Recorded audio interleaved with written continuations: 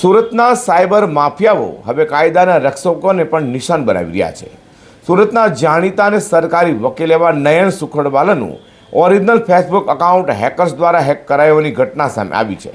આ હેકર્સે નયનભાઈના અકાઉન્ટનો કબજો મેળવી તેમના મિત્ર વર્તુળ અને વકીલ આલમમાં મેસેજ કરીને પૈસાની માંગણી શરૂ કરી છે, જે લઈને નયનભાઈ સુખડવાલાએ ફરિયાદ નોંધાવી છે અને લોકોને સાવધ રહેવાની અપીલ પણ કરી છે।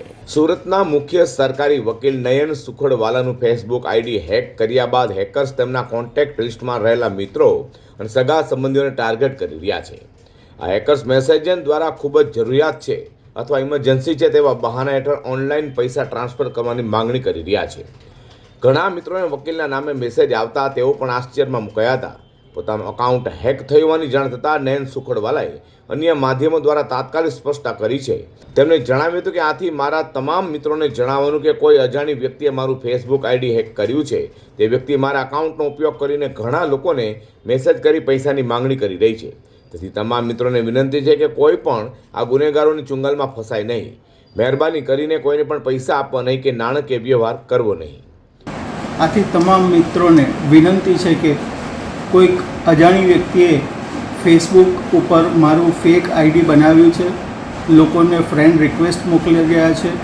કેટલાકને એવું કહે છે કે હું CRPFમાંથી બોલું છું, ફર્નિચર આપવાનું છે વગેરે કરી એમ કરી પૈસાની ગેરકાયદેસરની માંગણી કરે છે।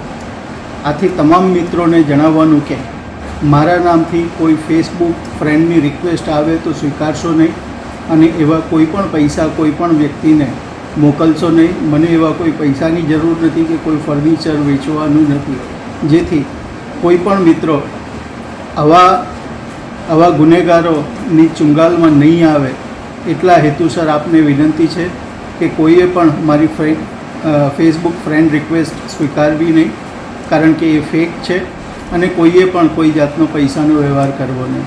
સુરતના મુખ્ય સરકારી વકીલ પર સાયબર એટેકથી સુરતના વકીલ આલમમાં ફાળ પડી છે। નયન સુખડવાલાએ આ મામલે પોલીસમાં સત્તાવાર ફરિયાદ નોંધાવી છે। પોલીસ તપાસમાં પ્રાથમિક દ્રષ્ટિએ આ કોઈ પ્રોફેશનલ સાયબર ગેંગનું કામ હોવાનું જણાય છે, જે પ્રતિષ્ઠિત વ્યક્તિઓના સોશિયલ મીડિયા હેક કરીને આર્થિક લાભ મેળવવાનો પ્રયાસ કરે છે।